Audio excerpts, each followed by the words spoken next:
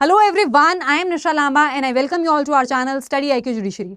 जैसा कि आप जानते हैं, बहुत लंबे अरसे से जुडिशरी और एपीओ के एग्जाम्स की नोटिफिकेशन नहीं आ रही थी। सॉर्ट ऑफ एक वैक्यूम सा क्रिएट हो गया था और जिसकी वजह से स्टूडेंट्स में lack of motivation, lack of discipline नजर आ रहा था और वो अपनी तैयारी में कहीं ना कहीं ढीले पड़ रहे थे।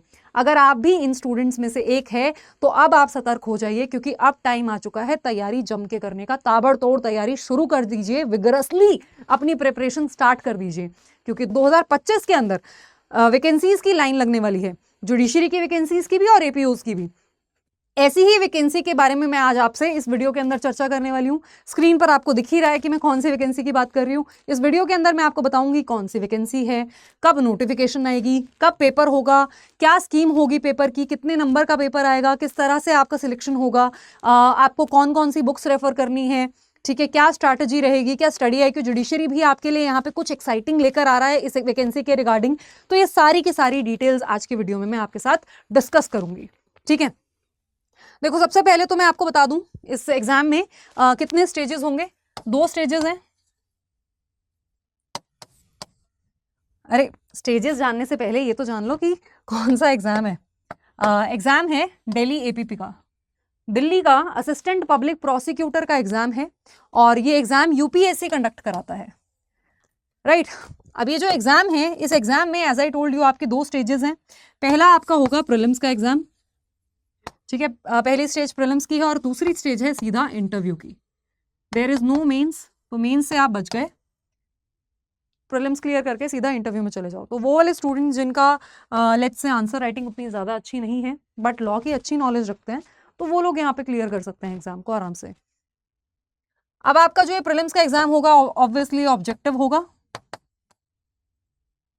आप यहाँ पे कट ऑफ क्लियर करेंगे, उसके बाद आप इंटरव्यू में जाएंगे, इंटरव्यू के बाद आपका सिलेक्शन हो जाएगा। तो ये यहाँ पे इसकी स्कीम रहने वाली है। इसका सिलेबस क्या होगा, किस तरह से एग्जाम होगा, कितने नंबर का होगा, वो सारी चीज़ें देख लेते हैं।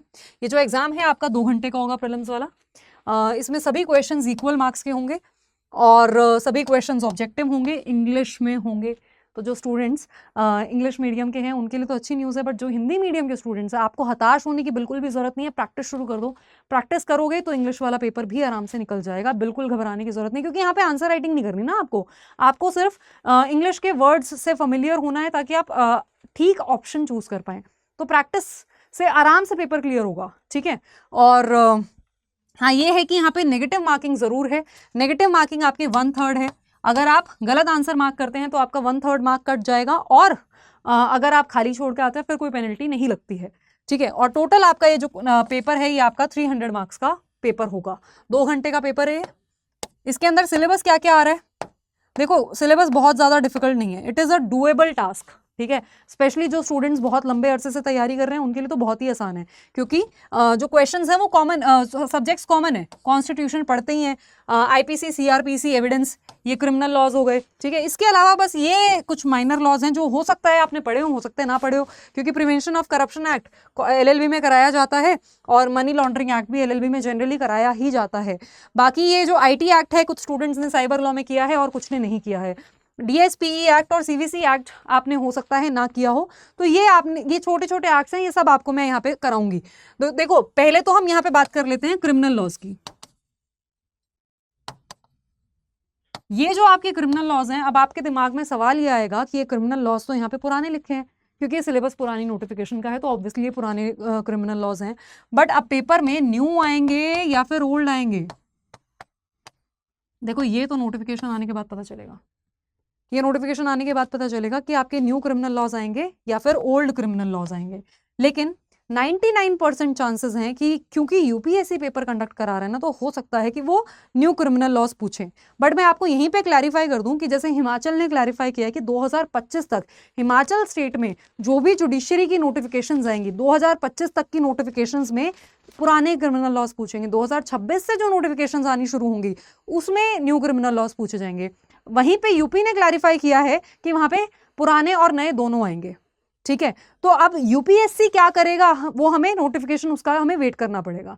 ठीक है, तो हमें प्रिपरेशन अपनी दोनों के लिए रखनी है, क्योंकि बहुत इंडेक्स पॉइंट ऑफ व्यू से चेंजेस हुए हैं, बट अगर आप कंटेंट पॉइंट ऑफ व्यू से देखेंगे ना तो बहुत ज्यादा चेंजेस नहीं हुए, थोड़े बहुत चेंजेस हुए हैं और जो चेंजेस हुए हैं उस पर क्वेश्चन आएंगे।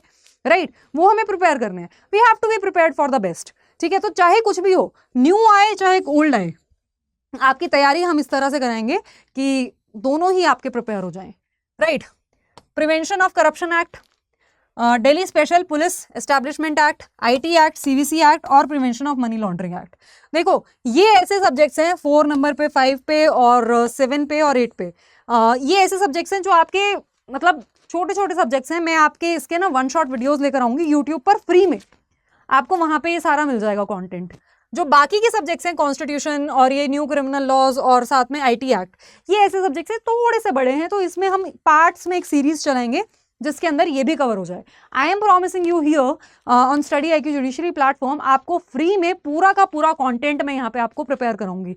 टाइम के ऊपर डिपेंड करता है हमारे पास कितना टाइम होगा। अगर टाइम होगा तो मैं आपको इसके MCQs भी कराऊंगी। पहले मैं आपको इसमें 1 शॉट वीडियोज में ये वाले 4 सब्जेक्ट्स कराऊंगी और उसके बाद हम सीरीज लेकर आएंगे और जो ये बाकी का पोर्शन है इसको भी रैपिडली रिवाइज करेंगे पार्ट्स में वीडियो लेकर आके, ठीक है। और फिर टाइम बचेगा जब तो उस टाइम पे हम इसके MCQs प्रैक्टिस कर लेंगे। तो कंप्लीट प्रिपरेशन आपकी यहीं पे हो जाएगी, आपको कहीं जाने की जरूरत नहीं और ये फ्री में होगी, ठीक है। अच्छा, इसके बाद नेक्स्ट चीज इसके अंदर क्या है, अब मैं नोटिफिकेशन के बारे में तो बता दूं, इतनी सारी बातें बता दी। नोटिफिकेशन के बारे में जानो कब होगा क्या होगा। देखो ये नोटिफिकेशन के बारे में डिटेल क्या है, दिल्ली गवर्नमेंट ने एक रिक्वेजिशन भेजी थी यूपीएससी के पास, क्योंकि एग्जाम कौन कंडक्ट कराता है, यूपीएससी, ठीक है। तो जो एग्जाम कंडक्ट कराने वाली अथॉरिटी होती है उसको ही रिक्वेजिशन भेजी जाती है कि हमको वैकेंसीज हमारे पास हैं और इन वैकेंसीज को फुलफिल करना है। टोटल 66 वैकेंसीज या 69 वैकेंसीज, ये नंबर में थोड़ा कंफ्यूजन हो रहा है मुझे, 66 या 69 आरटीआई निकलवाई थी उसके अंदर ये नंबर था। मैं इसको कमेंट्स में कंफर्म भी कर दूंगी कि कितनी वैकेंसीज हैं। तो ये टोटल इतनी वैकेंसीज के लिए रिक्वेजिशन भेजा गया था कि इतनी सीट्स को फुलफिल करना है, फिल करना है और इतनी सीट्स के लिए एग्जाम कंडक्ट करा के स्टूडेंट्स को कैंडिडेट्स को रिक्रूट किया जाए, राइट। फिर यूपीएससी के पास जब ये रिक्वेजिशन भेजा गया तो यूपीएससी का एक नॉर्म है कि वो जो भी रिक्रूटमेंट्स करते हैं वो जनवरी से मार्च के बीच में करते हैं। तो यूपीएससी ने रिप्लाई भेजा, रिप्लाई के अंदर ये क्लियर किया कि जनवरी से मार्च के बीच में रिक्वेजिशन भेजा जाए, उस दौरान हम नोटिफिकेशन निकालेंगे और फिर एग्जाम कंडक्ट कर लेंगे, ठीक है। तो अब एंटिसिपेशन ये है कि जो दिल्ली गवर्नमेंट है इसका यहाँ पे जो इंटेंशन है वो क्लियर नजर आ रहा है कि इनके पास सीट्स हैं और ये इन सीट्स को भरना चाहते हैं और उसके लिए रिक्वेजिशन भेज चुके हैं। अब ये जनवरी में रिक्वेजिशन भेजेंगे यूपीएससी के पास एंड यूपीएससी इन चीज़ों में काफ़ी ज़्यादा एक्टिव रहता है और पंचुअल रहता है जो भी एग्जाम कंडक्ट कराता है। तो जनवरी में अगर रिक्वेजिशन यूपीएससी के पास पहुंचती है तो बहुत हाई चांसेस है जनवरी में ही नोटिफिकेशन आ जाएगी और नोटिफिकेशन आने के बाद क्योंकि यूपीएससी है तो फेब में एग्जाम हो जाएगा। नोटिफिकेशन आने के बाद आपको बहुत ज़्यादा टाइम नहीं मिलेगा कि आप स्क्रैच से तैयारी शुरू करें। उस टाइम पे तो बस आप मॉक लगा पाओगे और अपनी प्रैक्टिस कर पाओगे, ठीक है। तो ये अभी टाइम है, अभी भी कितना ही टाइम बचा है, नवंबर आपका 1 हफ्ता निकल चुका है, अब थोड़ा सा ही टाइम बचा है नवंबर का 3 हफ्ते और उसके बाद आपके पास दिसंबर है। तो उस दौरान आपको ये सारे के सारे सब्जेक्ट्स कंप्लीट भी करने हैं।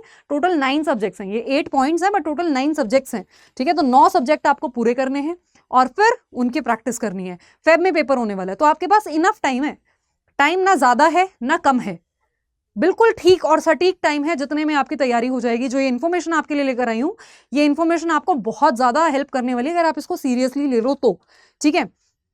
अब क्योंकि ये जो रिक्वेजिशन है पहले भेजी गई थी और पेपर होगा शायद आपका फेब में, तो फिर एक्सपेक्टेड है कि ये जो वैकेंसीज हैं ये 150 तक हो जाएंगी, ठीक है। नंबर ऊपर जाएगा, राइट। तो इतनी वैकेंसीज आएंगी।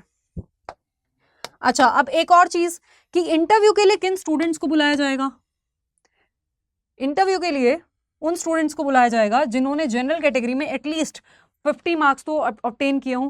देखो ये इतना मैटर नहीं करता क्योंकि अल्टीमेटली आपको कट ऑफ ही क्लियर करनी है, बट ये मिनिमम एलिजिबिलिटी क्राइटेरिया है और SC ST के लिए इतना क्राइटेरिया है, राइट। अब इसके अलावा सिलेबस आपको मैंने यहाँ पे बता दिया। अपार्ट फ्रॉम दैट कब एक्सपेक्टेड है, जनवरी में आपके फॉर्म्स आ सकते हैं, फेब में आपका पेपर होगा, क्या सिलेबस है वो मैंने आपको बता दिया, किस तरह से तैयारी करनी है वो भी आपको मैंने बता दिया स्टडी IQ जुडिशरी पर। इनफैक्ट बहुत ही जल्द मैं स्टार्ट करूंगी प्रिवेंशन ऑफ करप्शन एक्ट से। फिर उसके बाद सिलेबस देख लेते हैं एक बार दोबारा, मैं आपको सीक्वेंस ही बता देती हूँ क्या सीक्वेंस रहेगा। First I will be starting with this and then this, उसके बाद ये वाला एक्ट होगा और फिर ये वाला एक्ट होगा। उसके बाद we can either start with, फिर वो आप कमेंट्स में बता सकते हैं जैसा भी आप चाहेंगे कि हम IT एक्ट से स्टार्ट करें या फिर ये वाली सीरीज स्टार्ट करें, ठीक है। तो ये हमारा प्लान रहेगा। आपको बस स्टडी IQ जुडिशरी चैनल के रिगार्डिंग अपडेटेड रहना है, आपको मुझसे कनेक्ट करना है। मुझसे कनेक्ट करेंगे तो आपको सारी इन्फॉर्मेशन यहाँ पे भी रहेगी। ये मेरा टेलीग्राम का चैनल है nisha_lamba1511, यहाँ पे मैं सारी की सारी अपडेट्स डालूंगी। और ये मेरा इंस्टाग्राम हैंडल है nisha_07 nisha_lamba07, यहाँ पे भी आप मुझसे कनेक्ट कर सकते हैं और मुझे मैसेज करके पूछ सकते हैं जस्ट इन केस आपके दिमाग में कोई भी सवाल रह गया हो तो। हाँ, एक और चीज मैं आपको बता दूं, एलिजिबिलिटी क्राइटेरिया। यहाँ पे आपकी LLB होनी चाहिए किसी भी रिकॉग्नाइज्ड यूनिवर्सिटी से, प्लस 3 साल का एक्सपीरियंस चाहिए किसी भी बार काउंसिल में, ये रिक्वायरमेंट है, ठीक। और दूसरा एज का यहाँ पे मैक्सिमम 30 इयर्स का रिक्वायरमेंट है।